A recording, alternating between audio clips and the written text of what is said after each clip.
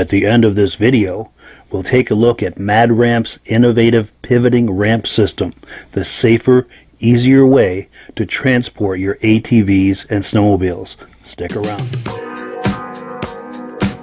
Before we get started, I'd like to give a quick shout out to some of our friends. The Eastern Snowmobile Racing Hall of Fame. Search for them on Facebook. Central Minnesota Pond Racing. Search for them on Facebook. The historic Lancaster Motel for the ultimate Eastern trail riding adventure. Crane's Snowmobile Museum at 172 Main Street in Lancaster, New Hampshire. The Vintage Snowmobile Club of America Quarterly Magazine. The Bridge Street Garage Racing Team, the house racing team of the Vintage Snowmobile Podcast. The New Hampshire Snowmobile Museum at Bearbrook State Park in Allenstown, New Hampshire. And lastly, if you decide to advertise with the Vintage Snowmobile Podcast, this could be your advertising message.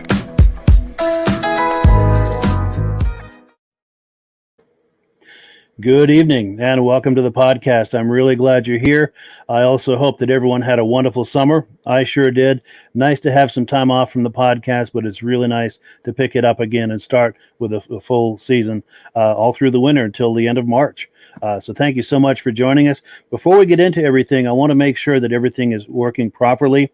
I'll tell you the one thing that is not working properly tonight is my ability to adjust the composition on this camera.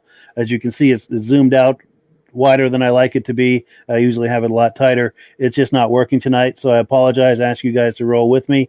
The show must go on, as they say. But as I was saying, before we start, to make sure everything is working properly, if you can see this misadjusted camera, and if you can hear my voice, please make some comments in the comment section. Let us know where you're viewing this from and what your favorite sled is, and just let us know that you can see and hear everything okay.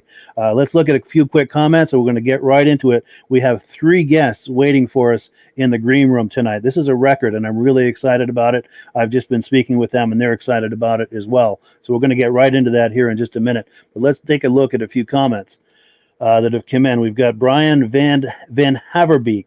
Glad to see the show back on the air, and we are glad that you're glad. Yeah, this is wonderful. It's great to be back. Joshua Gilbert, he was on the show last year, and he'll be on again this year. Great, good to see you again, Mike, he says. We've got Diane Baker, who I met finally at the Eastern Snowmobile Racing Hall of Fame in Lancaster, New Hampshire a few weeks ago, where she was inducted. That was a really wonderful time seeing her inducted, and it was just a wonderful time, wonderful experience to meet her and visit with her. So I thank her for that. We've got a Facebook user. There's no name there, but just says, hi, Mike. Also, our dear friend Judy Rinaldi, who was inducted last year into the Eastern Snowmobile Racing Hall of Fame. I would love to have you on some point this year, Judy, to talk about some of your racing memories. And if you have a room with trophies or snowmobiles or anything like that, love to do some show and tell. Please give that some thought. And yeah, more from Judy Rinaldi, who's giving us a cool little smiley face there. Robert McQueen, glad to be back. Robbie Rupp, he snowmobiles up in the Colebrook, New Hampshire area, West Stewartstown, I believe. Brian says, here is us loud and clear from Mount Bridges, Ontario. Perry Kebnitz, regular viewer from Pembina, North Dakota. Peter Chappell bought a 600 EFI. Outstanding. Judy Rinaldi says, let's go Rupp. She used to race Rupp back in the day. We've got Barry Van Gilder from Birchwood, Wisconsin. And this is the last one I'm going to pop for now, but as we're doing the podcast, I'll pop the comments on just so we can kind of get into the program. Jeremy Wagner says, hello from Susquehanna County, Pennsylvania. Hearing and seeing us loud and clear. One of his favorite sleds is a 72 Boland's Spirit SS 440. Excellent. Thank you so much for viewing, Jeremy, and for weighing in. Let me switch screens here. Here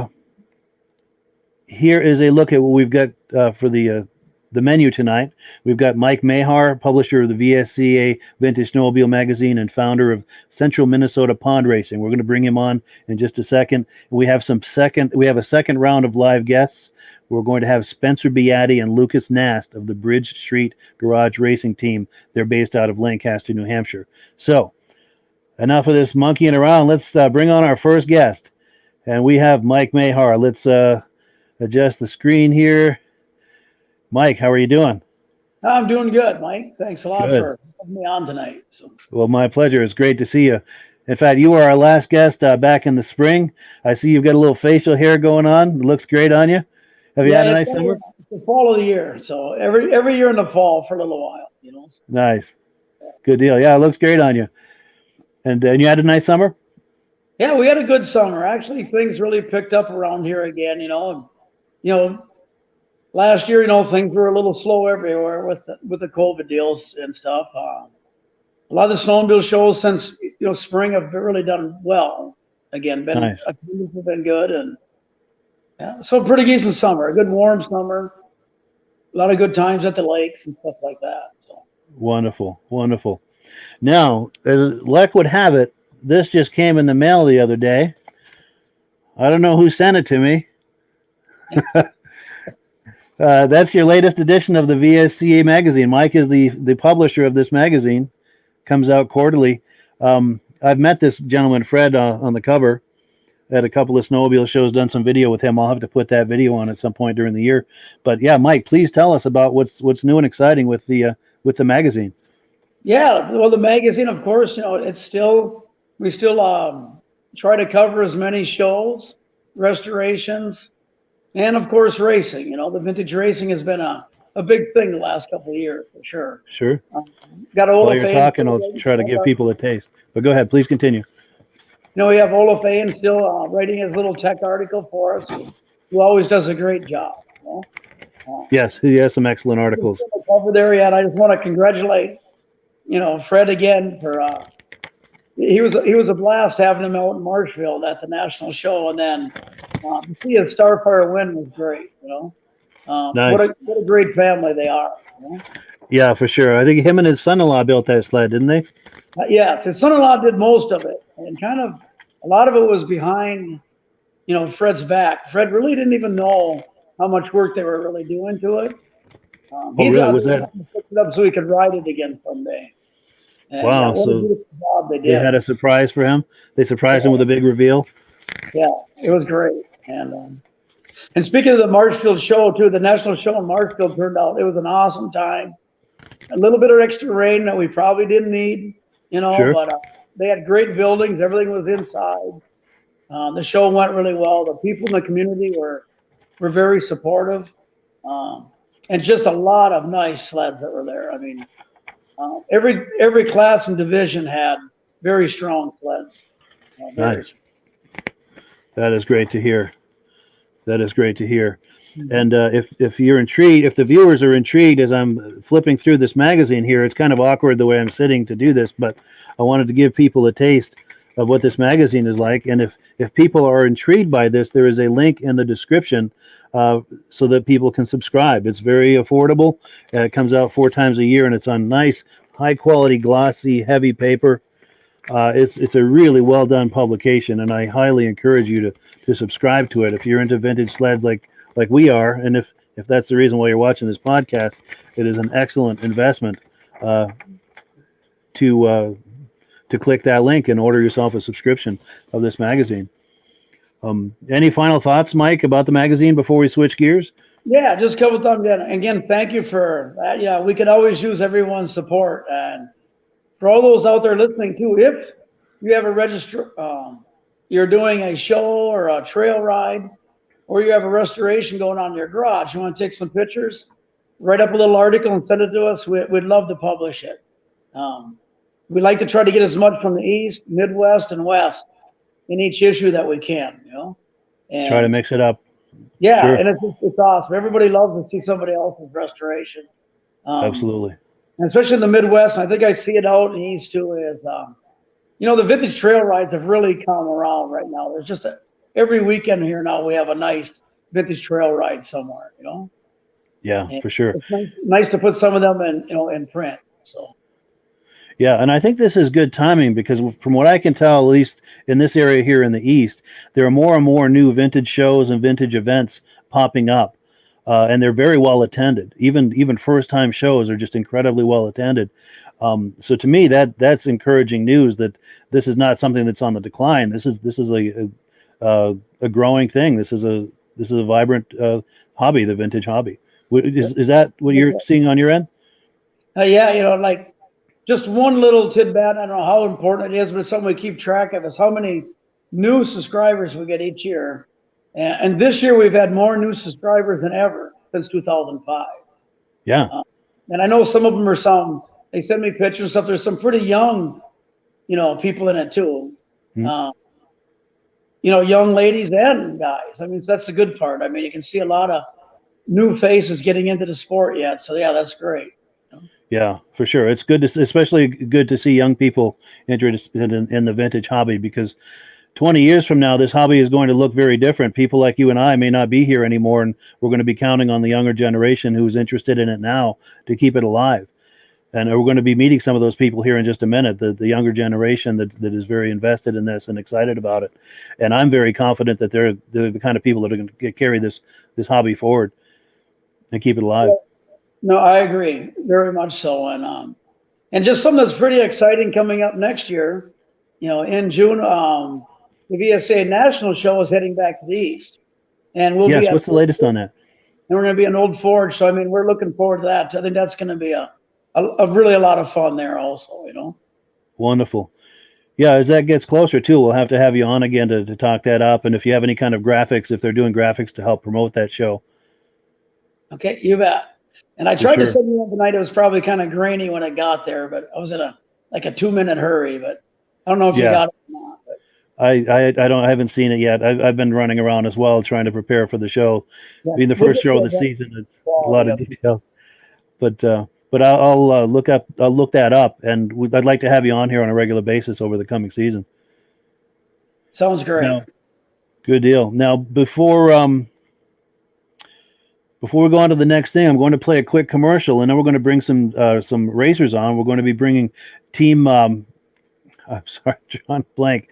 I'm so nervous tonight. Bridge Street Garage Racing. The racing team is going to be here tonight. They're our house racing team, and they're going to come on here in a couple of minutes, or in about a minute, and ask you some questions about the upcoming season for Central Minnesota Pond Racing. But before we do that, I do have to pay the bills with a quick commercial. If you guys can just hang on 1 second, we'll catch up with you on the other side with the whole crew here on the panel. I'd like to give a quick shout out to our friends at the historic Lancaster Motel in Lancaster, New Hampshire. The Lancaster Motel has been serving snowmobilers since the 60s, and they are the perfect eastern trail riding destination for snowmobilers young and old.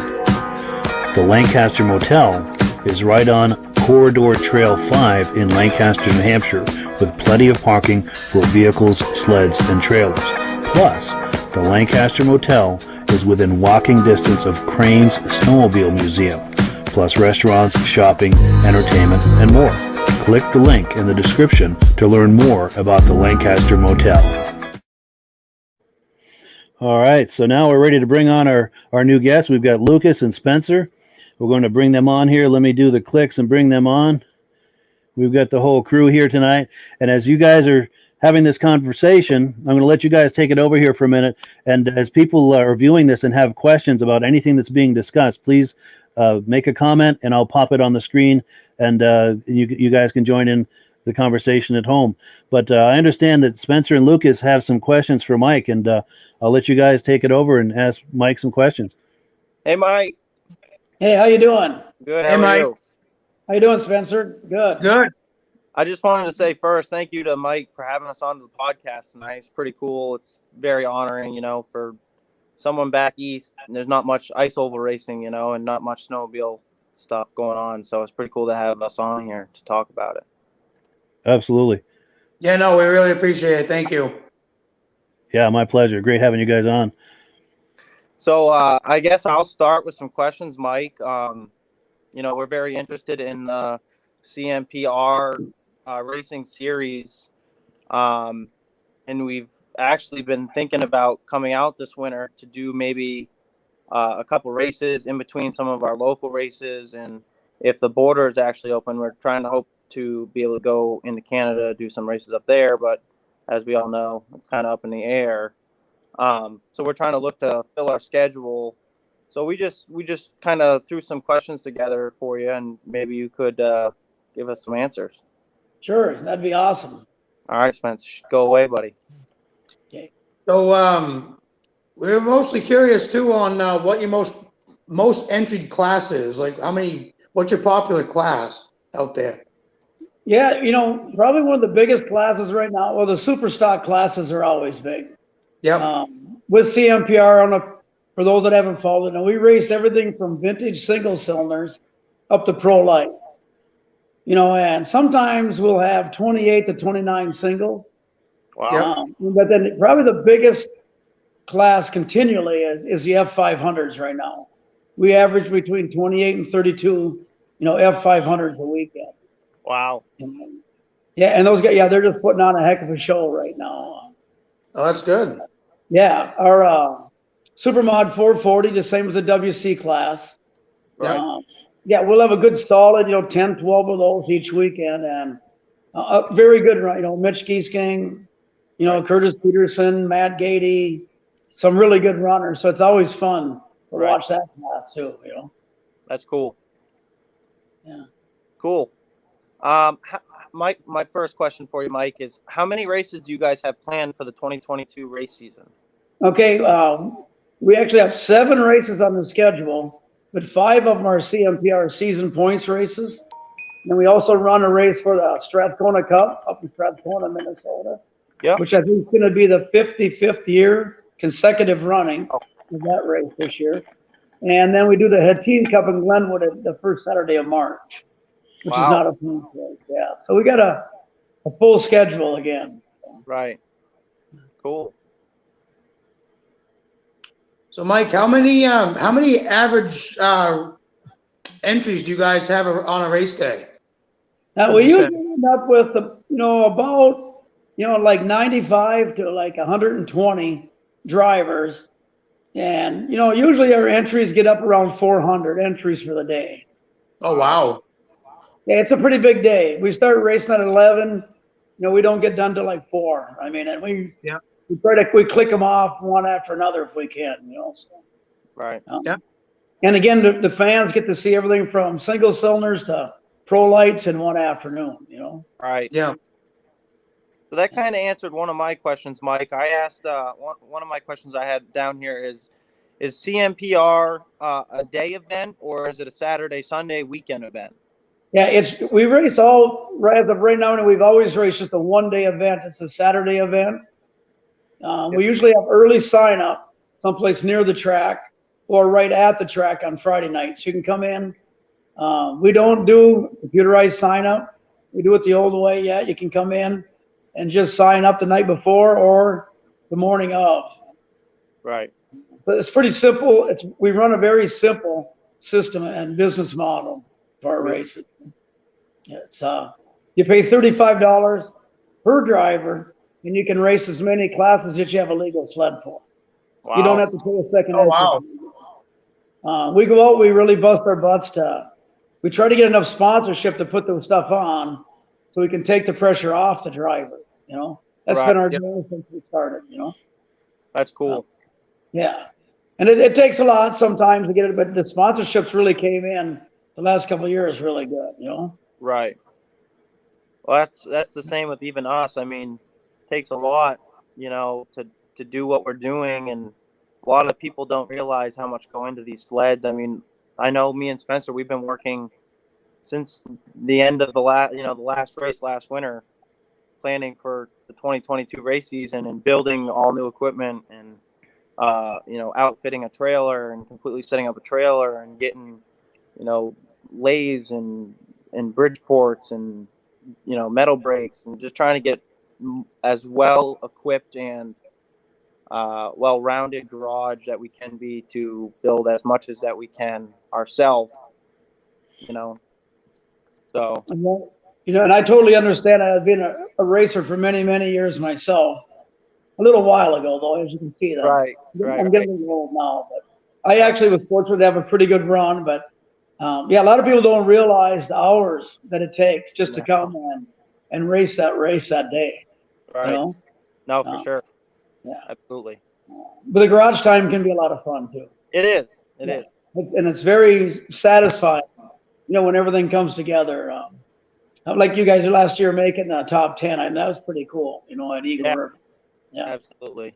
Yeah, I always say the races are won in the garage, so whoever's putting the most time in. That's right. Go ahead, Spence. So, Mike, what do you guys use to clean your track with? A sweeper, plows? Yeah, well, we use plow trucks and some events. A lot of times the track maintenance, except for we bring a shaver to every track. And the shaver comes with CMPR, and we shave every plow brake. Our tracks, we're pretty proud of our tracks. They stay pretty good. We've had it after racing 5 hours on a track, you could race the next day again. I mean, they stay really nice. There's going to be an inside groove that gets deep. There's like no way to get rid of that. We very seldom have any mobiles, unless sometimes you can have a bad spot and the ice breaks out or something. At plow brakes, we go out quick. We try to freeze them back in and keep them smooth. But they shave. And then a couple of our events have sweepers, but other ones just have plow trucks. So that's cool. Oh, good to know. When does your guys' season start? When's your first race date? Okay, this year we'll race the. Gosh, you got a bit of question there. It'll be January 14th, I believe. I don't have a calendar in front of me right now. It's the week after Vintage Weekend at the Derby. Yeah. Normally we race the first Saturday before the Vintage, but this year, just the way the calendar falls, that Saturday is New Year's Day. So we just chose to take that off and start the week after the Vintage Derby this year, which will be in Spicer, Minnesota. And that one's been a great race the last couple of years.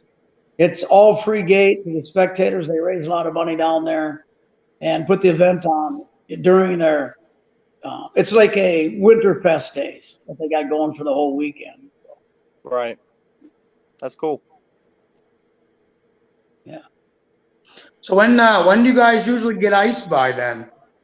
That'll vary, but we're usually our test track is where when we go to the race on Trace and Grego, which is coming up on our 17th consecutive year there now, is we also maintain a test track there all year.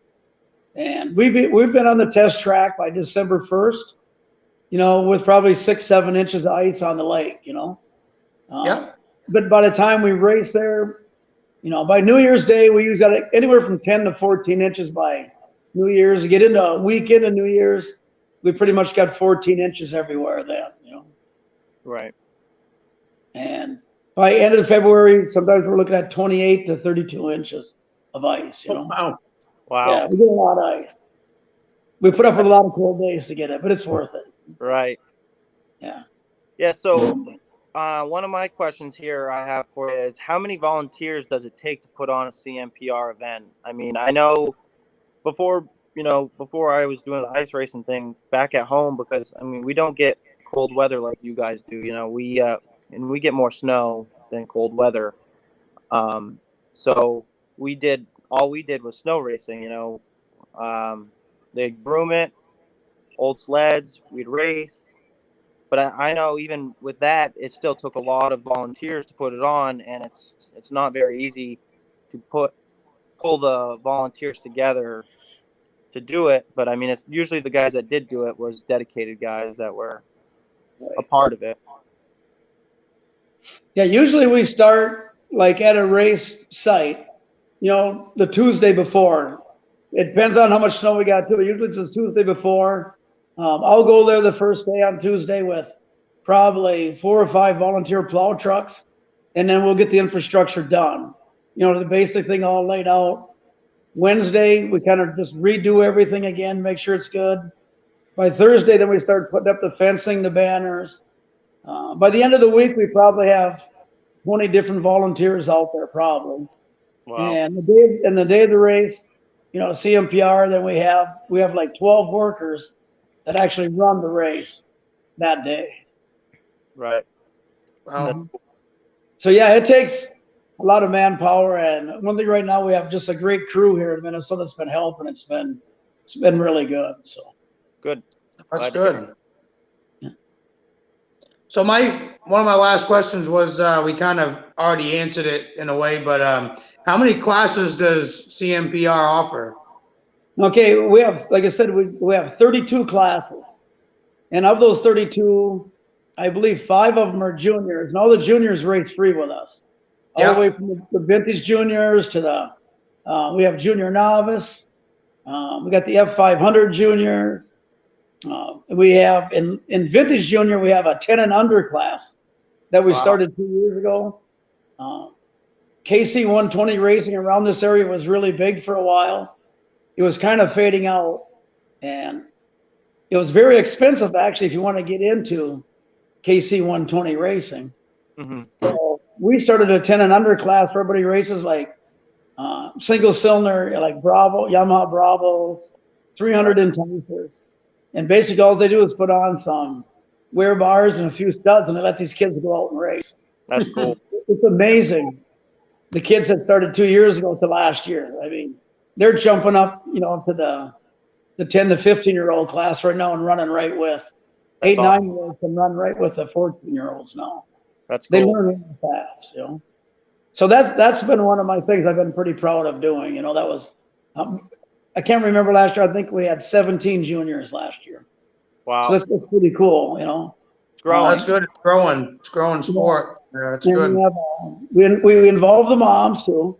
We have 3 different women's classes, Yeah. which are all, I think, all the way from a single cylinder women's class. Usually have like 14 people in that.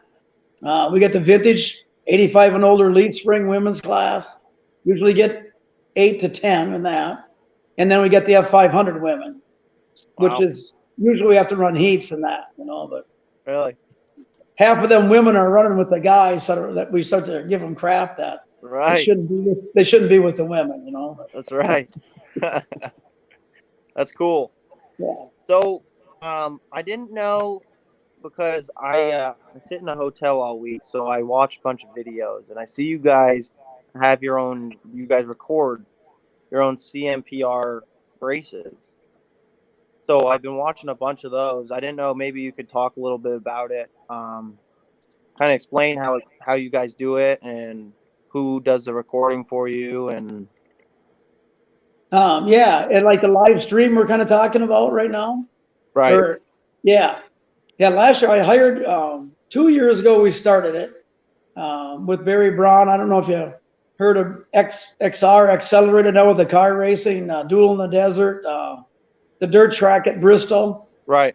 He's the one that came to us and said, "Hey, we want to film your races and sell some footage to MAV TV," which was just awesome. And Barry did 2 races that year, I think, only, and everybody loved it. So last year I hired a team to come in and videotape our races each week. Right. And we sell advertising, on at plow breaks, and they run ads. Right. I haven't watched it for a while. I think the ads and stuff still play. They do. Then we go to plow break. Yeah. They do. And not to knock this guy, he had good equipment and everything. We had some really bad days. We had some really bad snowy days, windy days. The videos weren't as clear as the first year. The quality didn't seem to be there quite as good. Right. But we're looking at doing it again. If we can raise enough money, we'll do it again this year. We'd get like 4,000 to 5,000 viewers a day, and then by the middle of the week, it'd be up to almost 20,000 views on the videos. And I know Mike replayed some for us too. He did a really good job for us. Some of those got 10,000 views. Just that's organic views too, not even putting any money on it. Wow. Really impressive the viewership that gets. Mm-hmm. That's cool.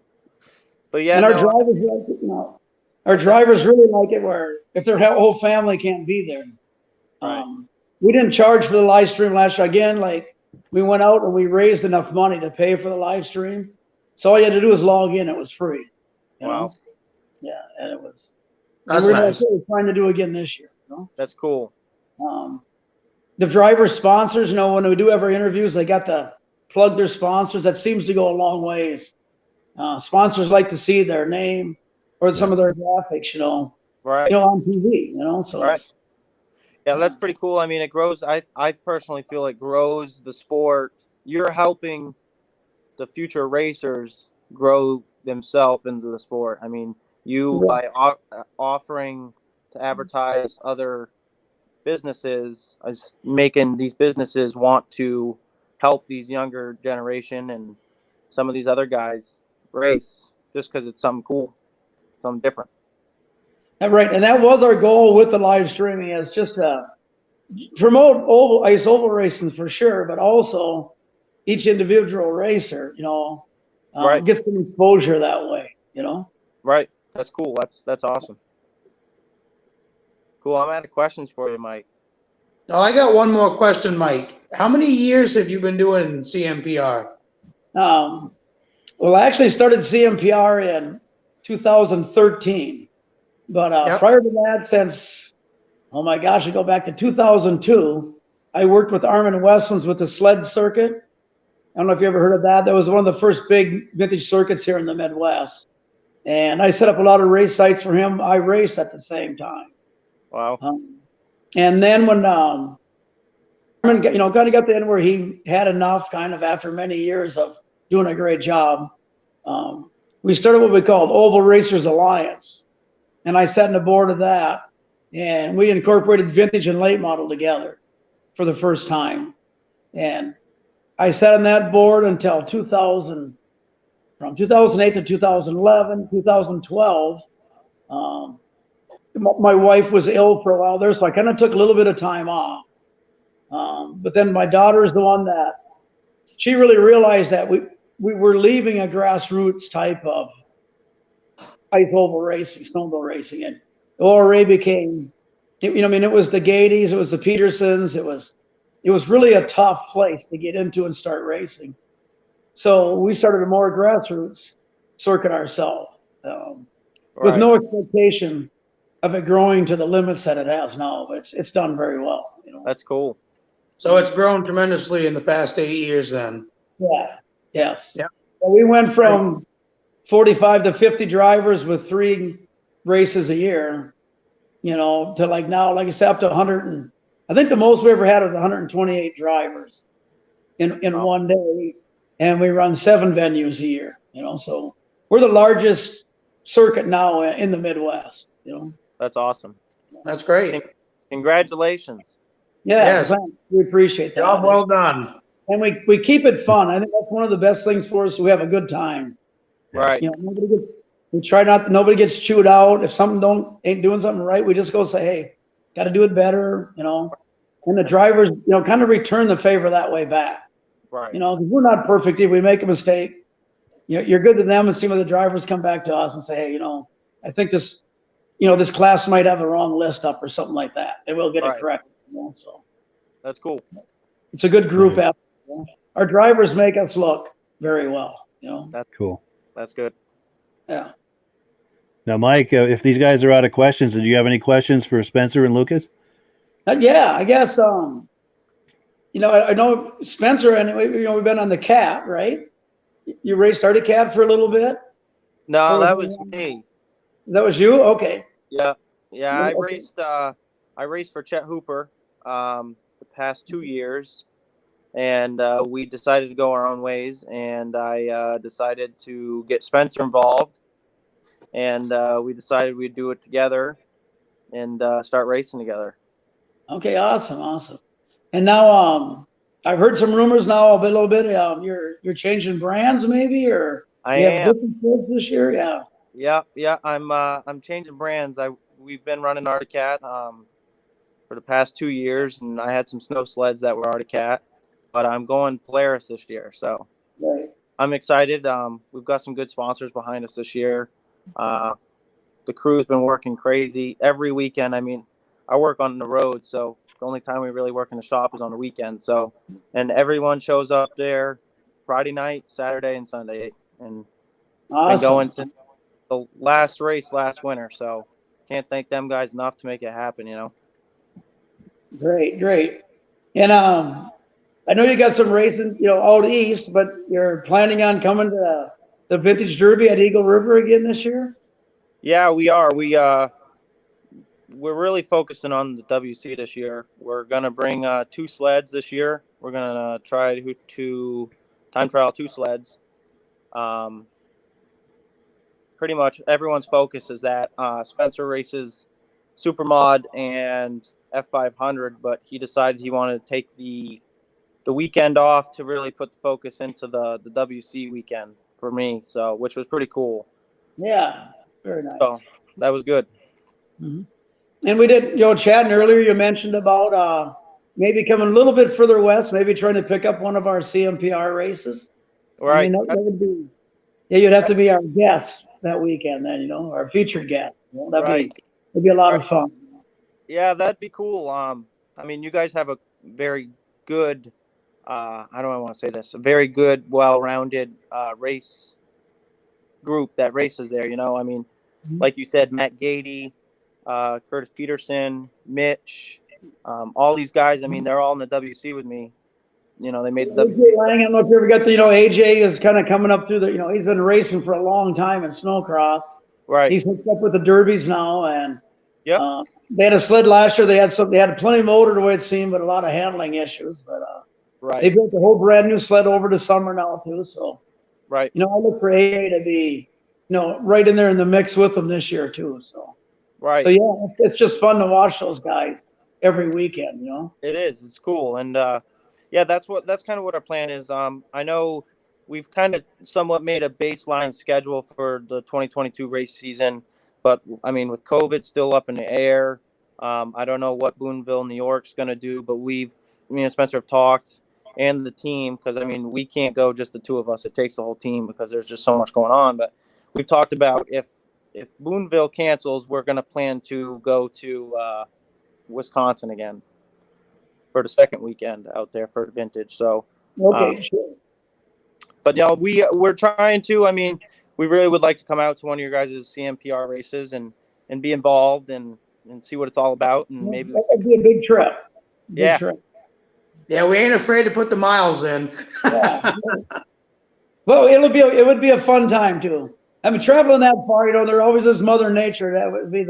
That's where the bummer would be. If something you get caught in the middle of a blizzard, you get all the way out, and we have to cancel or something. But it doesn't happen very often. Right. No, I'd say probably half the fun of it's traveling to the race. So, and that's the group. If you're with a good group to make it fun, that is right.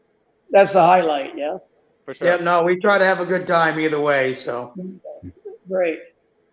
Well, we'd sure love to have you guys out here for a race. That'd be a lot of fun. We have quite a few people coming from the West this year to race with us again, so that's kind of neat. And hopefully the Canadian people can come down. We missed them last year. We missed about 10 drivers up there last year that come down and race with us. So they're a good bunch of people. Is that as many as you have Canadian racers? Is about 10 roughly?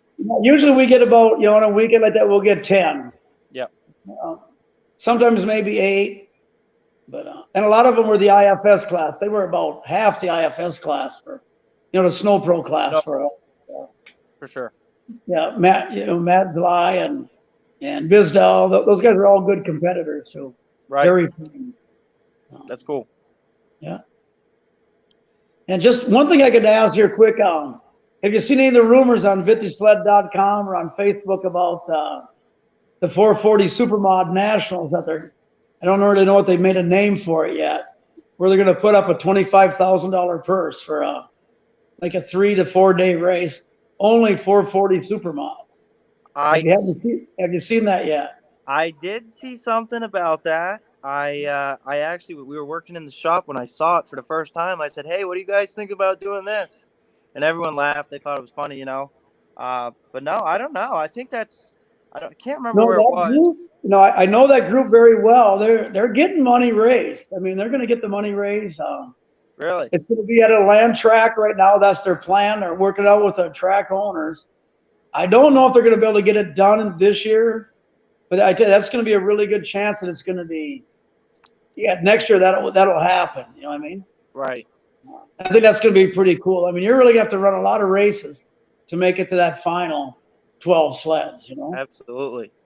And we're just kind of hoping that's the big thing is if they do it, they're hoping, we can get sleds away from the east, away from the west. The west was always snow, kind of like you guys in New Hampshire. Right. And last year they kind of started converting over to ice now also. I think this year they have 4 or 5 in Wyoming, Colorado, ice races, and Right. Idaho. So yeah, there'll be more of those ice sleds from there now too. So Right. it's very interesting and fun, For sure. Yeah. I know we race in Unity Ice Pond in Unity, Maine. They do a series there, and they have about, I think, 3 or 4 races planned for the schedule. Mike Lancaster puts that on, and they always said they never thought it was going to blow up to be the way it was. So they're pretty happy with that. And yeah, we talked a lot about the 440 Supermod, the F5. We do have, like, almost all of our super stock classes too we have a lot of new builds getting done for those classes this year too. So Right. it's always nice just to see new stuff coming out. They work their way through the super stocks, and then pretty soon they're in the mods too, Right. It's That's nice. cool. Yeah. Yeah, the future is looking really bright right now in vintage racing, I think, In fact, I'm pretty positive that it is. Just the true numbers are there, So, Right. Yeah, for Yeah, sure. that's yeah. encouraging. yeah. Good deal. Well, cool. Any final thoughts before we wrap up this segment of the show? Or No, I'd say we're good. Yeah. And Cool again, deal. thanks, Mike, for letting us come on and chat. It's a lot of fun, Yeah, Oh, no, Mike, happy to do really it. appreciate it. Yeah. Thank you, Mike. I appreciate it, and hope we can do it again. yeah, You my bet. pleasure. Yeah, I'd like to welcome have all back you on, guys do it on a again. regular basis. It adds so much to have different points of view and have some crosstalk going on. It's just really nice, and I appreciate you guys coming on and being part of this. It really means a lot. It really adds a lot to the podcast, and I look forward to having you guys on in the very near future. For sure. Yeah, Thank you. sure. Cool. Thank you. Mike. All right. Have a good evening, guys. Take care. All righty. Take care. All righty. Well, guys, how fun was that? That was fun having some guests on. That's kind of some new territory for this podcast, getting more into racing. Because racing, I have to confess, one of the reasons I did this is because as much as I like racing, it's exciting, it's entertaining. I can't go down the rabbit hole for that deep dive into a nuanced, in-depth conversation about racing. And these guys really delivered the goods tonight as far as being able to bring that to the podcast. And I thank them so much. That really brings a lot to it. We've got a whole lot more for you for this podcast. And I have to apologize if you're just joining us. I was not able to adjust the composition of my camera tonight. So I'm sitting kind of low and the camera's wider. The shot is wider than I would have liked. But you're all going to have to look at that for another second because we're going to be getting into some cool stuff. Here is the menu that we've got. We're going to be showing a pre-recorded interview with my friend Ray Parenteau, and he lives not too far from me, and he contacted me recently about his new acquisition, and that's all I needed to hear to go up there because he's just 15 minutes away. So I went up there and we took a look at his recently acquired 1973 Rupp Magnum 440. Now I know I've teased you with that, but before we take a look at that video, I need to tell you about an event that's coming up this weekend. If you're in or near Vermont or New Hampshire this weekend, I'd love to invite you to this Vintage Snowmobile Show and Swap Meet. It's going to be in Bethlehem, New Hampshire. If you're coming up or down I-93, you get off at Bethlehem and head east down 302. It's a few miles. You go through the little town of Bethlehem. You go through that, and it's a few miles out of town, and you can't miss it on the right. It's 4093 Main Street across from Beach Hill Auto. In fact, it's the owner of Beach Hill Auto that's putting on this event. His name is Phil, and he and I have been working together to I've been doing more of the promotional side, but he's got a lot of good exhibitors coming and vendors coming. Now, they do ask if you're planning to come as either an exhibitor or a vendor to come at 9 a.m. to get things set up, and then the general public is to arrive around 10. And there'll be trophies awarded. There's a small vendor fee. If you've got swap items, it's only $10. But it's going to be a great time. And if you're in the area, I hope you'll come by and join us. So without further ado, let's take a look. Let me cue this up here. We've got my friend Ray Parenteau. He's going to tell us about his recently acquired Rupp that he bought. And this is just one of many installments because he's got at least half a dozen or so Rupps, and this is just scratching the surface. We're going to be doing some more video with him. But let's take a look at this one Rupp that he's got. My name is Ray Parenteau. Let me fill the screen and I with live it. in Derby, Vermont. And this is a recent purchase. What we have here is a 1973 Rupp Magnum 440. I acquired it from a gentleman in Connecticut.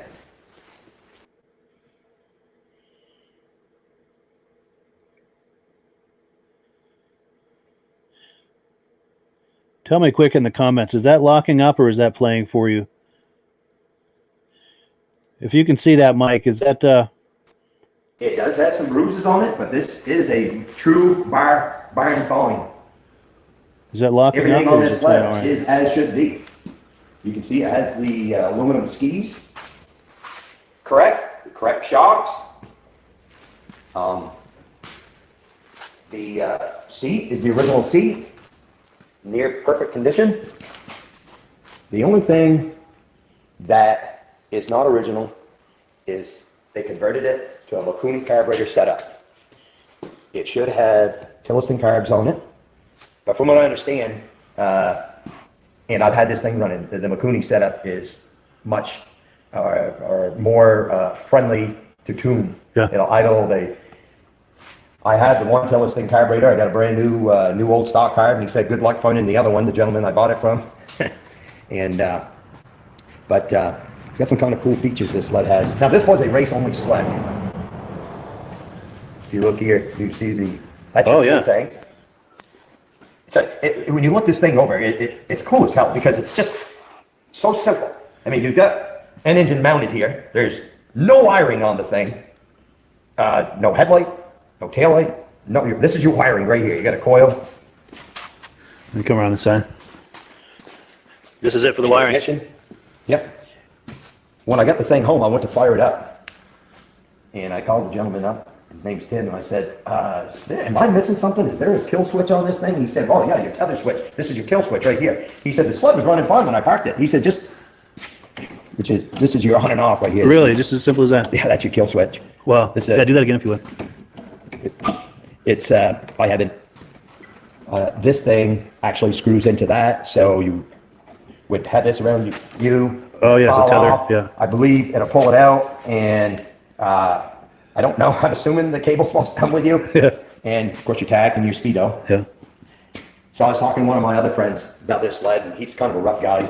He's out in Deer River, Minnesota, and he said, "Oh yeah," he said, "You know what's cool about that sled?" He said, "Look at your throttle." I said, "What do you mean?" He said, "Your throttle." Oh, it's not on like this. It's on the front. It's not yeah. like that. With the fingers instead of the thumb. Yeah. Yeah. And I said to him, I go, "Yeah, you're right." And he said, "Yeah, well, that thing was designed to do one thing. Go really fast. You just pull it on it." Yeah. And Stinger exhaust. I've had it running. It's loud as hell. And so I get the thing, and the gentleman told me, he said, it runs. He said, I had it running. I had it idling. He said, you're going to want to do some work with the throttle because the way the throttle is set up, you can't open the Lacunis all the way. So I said, okay, that's fine. But he said, I rode it around my yard. He said, he was into the whole thing about it being a barn falling, and everything as is was correct. So I said to him, I go, well, I don't want to, obviously I bought the thing. I said, I'm gonna make it look like new again. That'll be my attitude here. I haven't got into it yet. I wanted to hear it run. So I get it home and I finally do. I got spark. I figured out the switch, and I sprayed some spray in the thing. And okay, it runs. But why won't it pick up? It's not sucking up. So I pull the hoses off there and I'm blowing through. I'm going, there's a blockage. Well, that old gas, there was no gas. I sucked the gas out of the tank, and it was, it's got an odor to it and it's discolored. I said, well, that's funny, it's not in hard form. But right at the bottom of the tank, right in your fittings right there, it literally was like cheese in there. Oh, wow. So I pulled the fittings out and I literally had to clean them out, and it was hard resin almost. So I clean the tank, put that in. I had the thing running, drain the gas back out of it. So I'll be tearing into this thing fairly soon. I don't really expect it to take very long taking it apart, but I want to polish the tunnel. I've got some new panels ordered and another hood. I don't know. Sometimes you wonder if it's sacrilegious to, okay, is it better off, this is the way it was, but I like my stuff to look shiny. I don't know what to say about it, but Yeah, for sure. so, but and this is something that obviously you're not going to ride this thing on a trail. No, this is I mean, showpiece. this thing was a factory race sled. This is something you go to a show and you show it off, you fire it up, put it on a stand, rev it up, let people plug their ears, and it's. I believe in the day there was a gentleman by the name of Gene Bloom. That would have been Mickey Rupp's team driver, and he had. I've seen like 4 configurations of this sled, and Bill Stull restored one of these to replicate one of Gene's sleds. Sure, I know Bill. And now, actually, that's where the panels are coming from. Oh yeah, nice. Bill, Bill's helped me out with a lot of my other projects too. And he is the guy that knows. He is, you got some questions, you can shoot him a message and say, Bill, what about this? I was very concerned when I got the thing about those carburetors. I said, if you want something to be time correct, do you want the Tillisons on there? Which a guy could have, but he said there were a lot of those that got converted over to the Makunis just because it's such a smoother running thing. It's so much friendlier to operate with those. So yeah, I believe that'll be the way I go. So, but I enjoy reading this decal. I don't know if you noticed that decal right there. I did not. Let's take a look. That pretty much sums up the whole thing about this sled. Yeah, that's cool. I mean, it's right there in front of you. So when you come out and you look at it and you say, "Okay, I guess I know what this is all about." Obviously, you're not doing anything with it except, from what I understand, 90 to 100 horsepower is what this thing could have produced. Wow. And that seems like a lot, but that's what I read. So whether that's correct or not, I don't really know. But That would make this thing move, I'll tell you. yeah, well, the thing is, it's all aluminum. I mean, everything's aluminum. It's not very heavy. I loaded it by myself. From a ramp, I'm going, man, this thing doesn't weigh very much. And, obviously I don't want to break anything, so there's no real bumper on it, so you can't really just muck onto the thing, but it's, I'm sure it'd give a good ride. Yeah. So, Cool deal. yeah, well, I'm looking forward.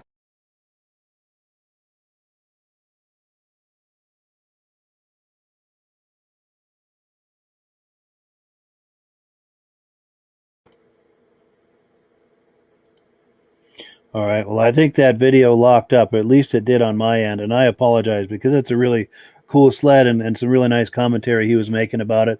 So what I'm going to do to redeem myself is on another podcast, I'll let a few episodes go by and I'll replay that video. And I know why it happened.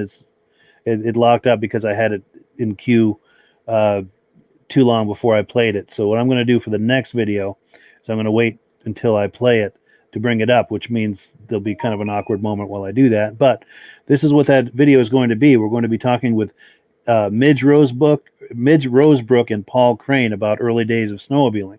Now, if you're not familiar, Paul Crane was the first American to ride a Ski-Doo snowmobile in the U.S. or Canada, and he was also involved in the importation of those first Ski-Doo snowmobiles into the U.S. as well as helping to set up the first snowmobile club in America in 1964 and getting the Lancaster Grand Prix set up, which was some of the early racing in New England. And he's going to tell us all about that. I'm running out of bandwidth here, so let me close a couple things. This is that awkward moment I was telling you about. We can all enjoy together. Okay.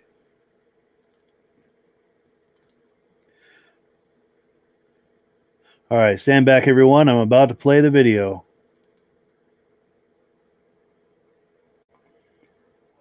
All right. And just kind of set it up, and then I'll pan over to him. Okay. Yeah, my name's Midge Rosebrook. And that's the wrong one. Okay. Okay, I see what I did wrong. Okay.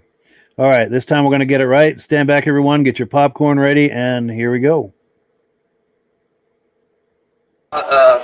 My name's Midge Rosebrook, and we've been talking here about the early days of snowmobile racing and how Lancaster tied into the whole thing. It was the first town in the United States to receive the Bombardier Skidoo in 1959.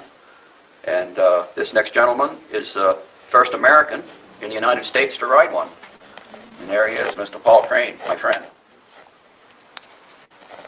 Yeah, my name is Paul Crane. I have the Crane Snowmobile Museum, and we have the Hall of Fame, Midge and I together, down at my museum.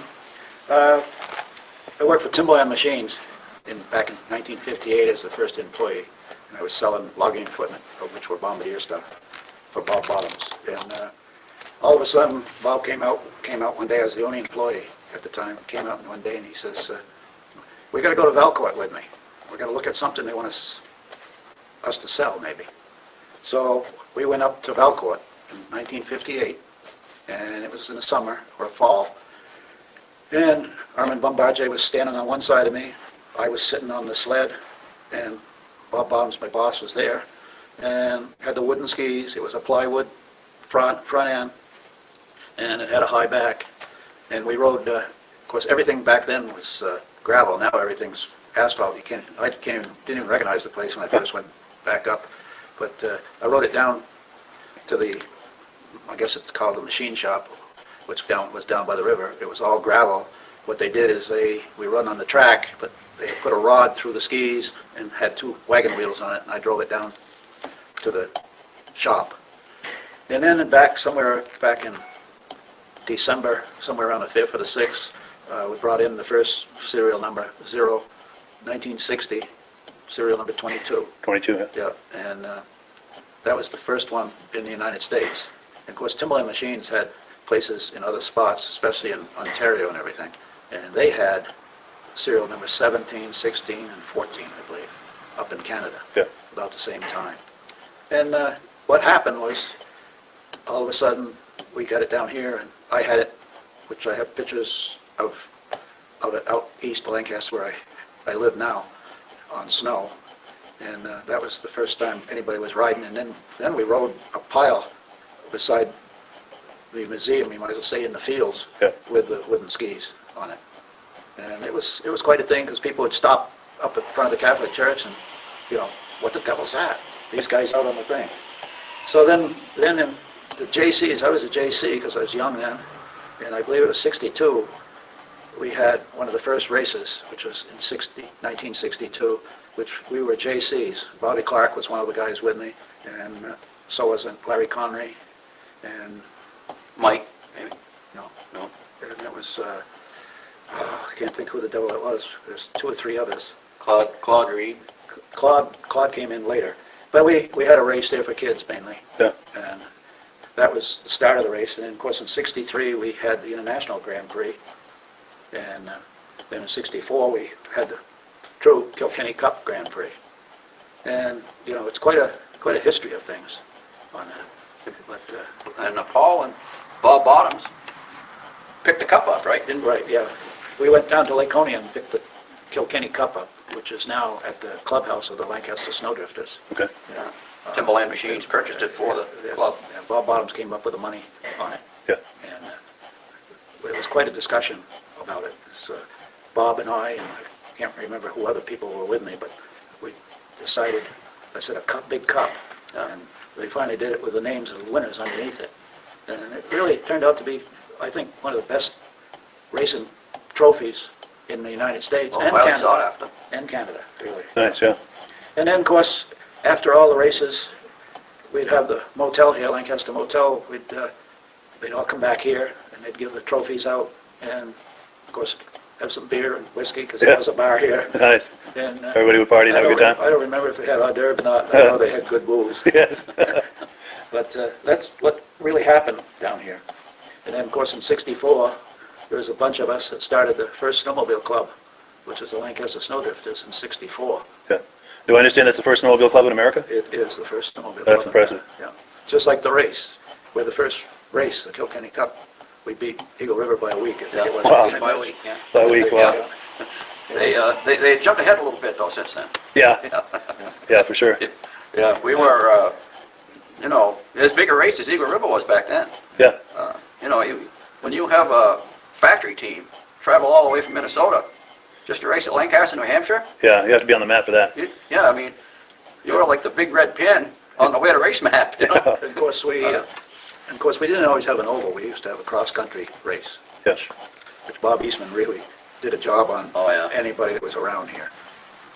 That was his forte? I should have brought that in way ahead of time. And then there were some of us that went up Mount Washington, and They were the first to ascend Mount Washington. and they on snow machines, and it was very treacherous because back in '68, somebody let go of their machine and it went it was a motor ski, went Yeah. down over 800, Tumbling down. it was 800 feet in the gully. Still down in there. I think it's still there, but I'm not sure. Wow. Yeah. And of course,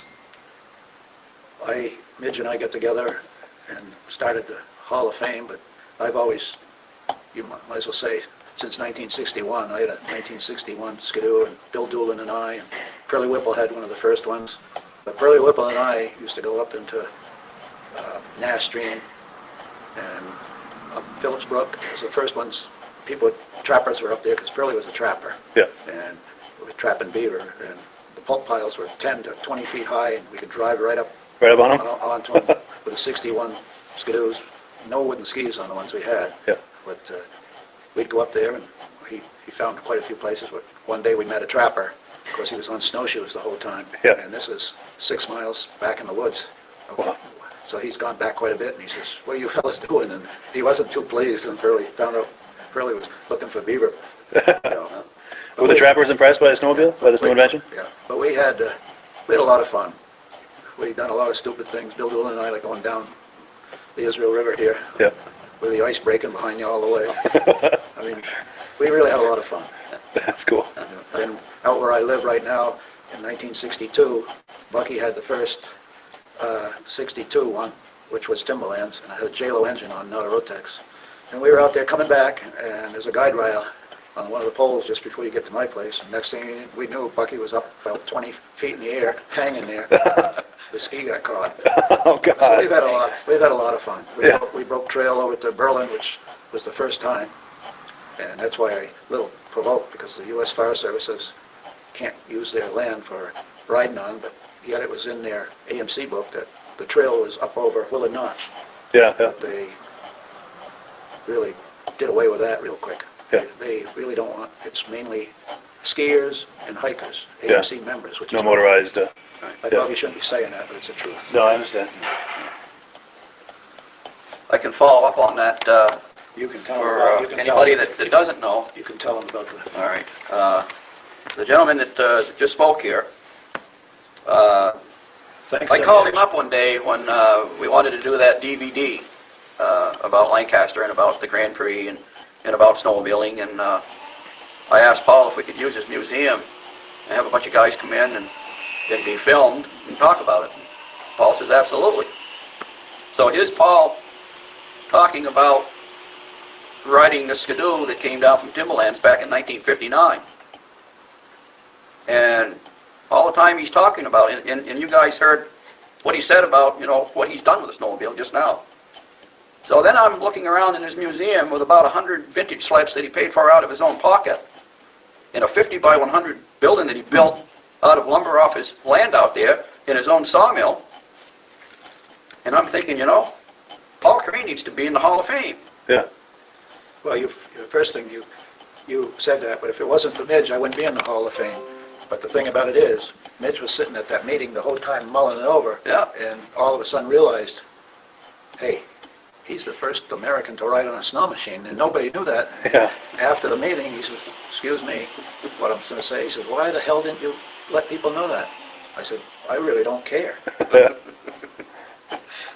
So anyway, one day I go down. I've got a 1948 Jeep, Willis Jeep, that I ride in the summertime, and I drove down to Paul's museum. And he's got a big shop right next door for his heavy equipment, and he and his son Robbie were walking across the parking lot. And I stopped the Jeep and got out, and I says, Paul, I have no idea how I'm going to do it because I've never done anything like this before. But I said, I'm going to try to put you in the Hall of Fame.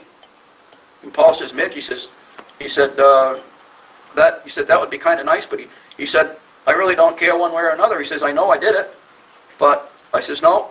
I says, Paul, I said, if anybody should be in the Hall of Fame, it's Paul Crane. Yeah. I spent the next 3 years compiling all kinds of stuff and getting testimonials from half a dozen people about Paul's career in snowmobiling. And I sent them to the first museum out there, was the Snowmobile Hall of Fame in St. Germain, Wisconsin.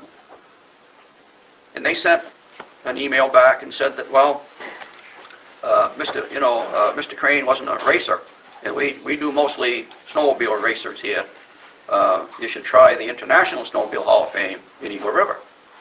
So I did, and I sent some information, and I got a little email back from Mr. Tom Anderson, I think it was. That's it. There's And- one thing that you skipped too, is when you were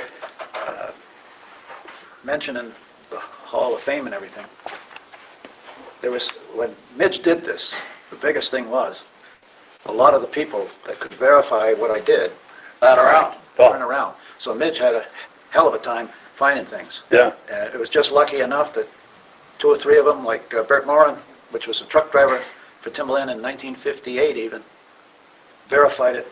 And then Midge called Bombardier and Yeah. verified more. Yep. I just wanted to get that in there because he's the one that did this. Yeah. Yes, yeah. Yeah, I did. I emailed Bombardier, actually, and I got a lady by the name of Madeline Hull, and she was a historian for Bombardier. And I asked her, I said, can you tell me where the first Skidoo came down into the United States from the Bombardier factory? She said, Timberland Machines, Lancaster, New Hampshire, on December 4th, 1959. I copied that. Yeah.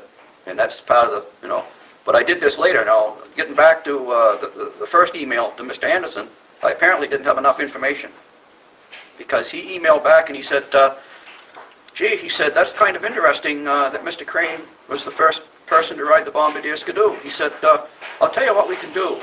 He said, I'll have a plaque made up, and I'll set it on a tripod in front of our 1961 Skidoo that we have here in the museum.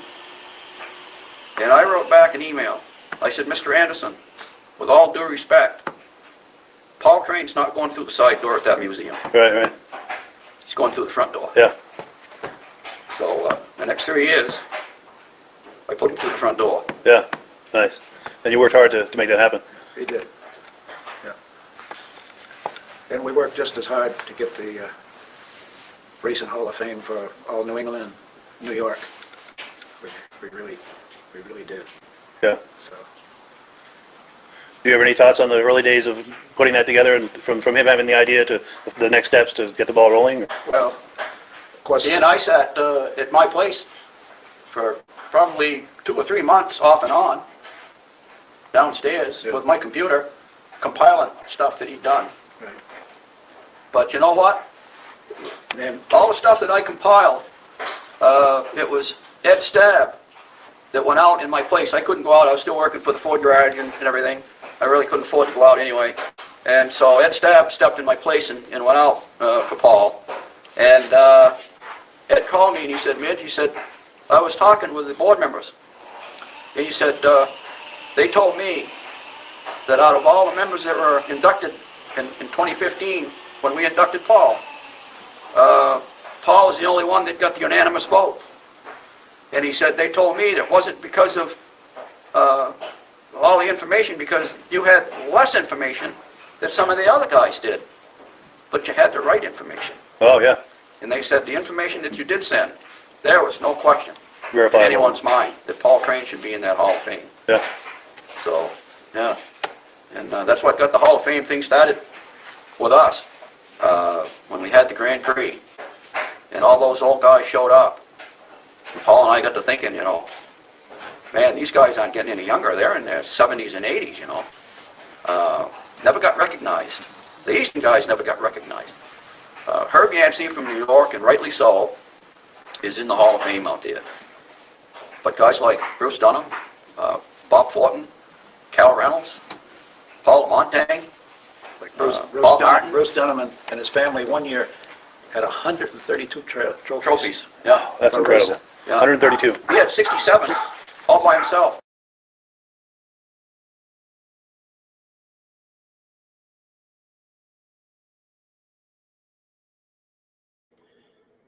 All right, sorry about the technical difficulties there. We're back. I had to get the microphone turned on now. I don't know how that looked on your end. On my end, the audio was fine, but the video was a little choppy, and it would lock up at points. So I apologize for that. This computer that I'm using is getting old. It didn't take much for it to be overwhelmed, and we certainly worked it tonight, as you saw, having everyone on here and everything we're doing. Let's take a look at a few last comments before we wrap up the program. We've got Robert McQueen saying, nice sled. I think he's talking about that Rupp that Ray had. And thank you for that compliment, Ray. Robert, I will pass that along to Ray. And lastly, we've got Mike Meagher, who was on a little earlier, thanking us for having him on. And thank you, Mike, too, for coming on. That was an awful lot of fun, and we hope to do it again in the very near future. Anytime that you've got something to talk about with that's related to vintage snowmobiles, whether it's racing or the magazine or anything like that, be in touch with me, and you've got a platform here to talk about it and get it in front of some people. And thank you so much for that wonderful magazine, too.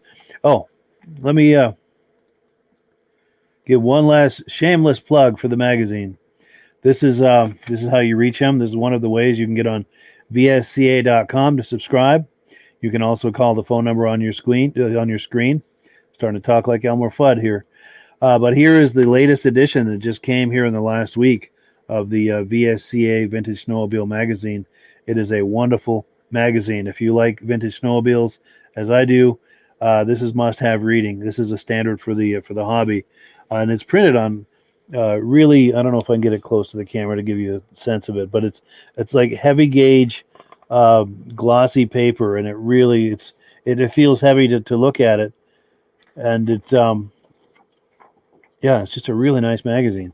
I encourage you to sign up for that, to subscribe to that, and if you're thinking about doing that, there's a link in the description where you can sign up for your link in the description where you can sign up for your subscription. All right, I am running out of steam, guys, but thank you so much for viewing. It's great to be back. Great to be doing this. We're going to be doing this every Thursday night live right through until March, through the end of March. And I've got a lot of really cool stuff in the works for you. And I apologize about the camera tonight. Usually I like to get it in a lot closer, but the app that I use to adjust it wasn't apping tonight. So I couldn't adjust the camera to get it in closer in the way I like it. But one thing that you can see, even with the bad camera composition, is I've got some new lighting as compared to what I had last year.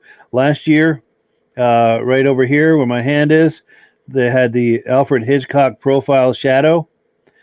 As you can see, Alfred is no more. Well, there's a slight shadow there, but not like the really distinct Alfred Hitchcock profile that used to be there. So the lighting is much better, and it's really simple. So if anyone is thinking about doing any kind of camera work where you need lighting, send me a private message. I'll explain to you how it's done. It's incredibly simple, incredibly cheap. And as far as I can tell, it looks pretty good, at least me looking at the monitor here.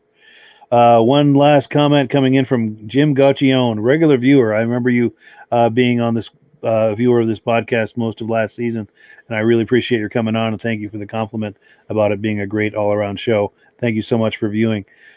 And with that, let me change screens. We're going to wrap it up with this word from MadRamps. If you like what you see here, there's a link in the description. If you order through me, I'll send you 3 free Vintage Snowmobile DVDs. Let's have a look.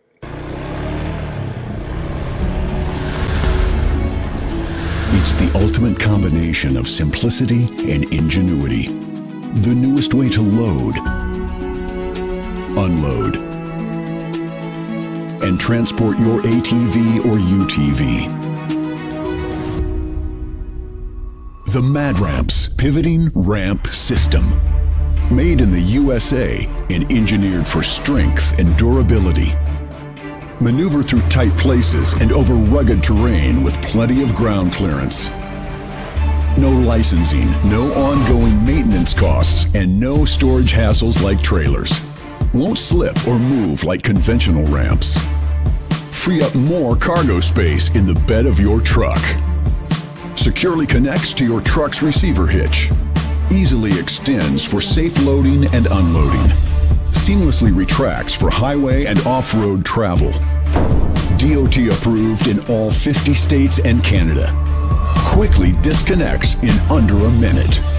A unique space-saving storage system. The MadRamps Pivoting Ramp System. Go farther. Go faster. Go safer. When you order using the link in the description, I'll send you 3 free Vintage Snowmobile DVDs.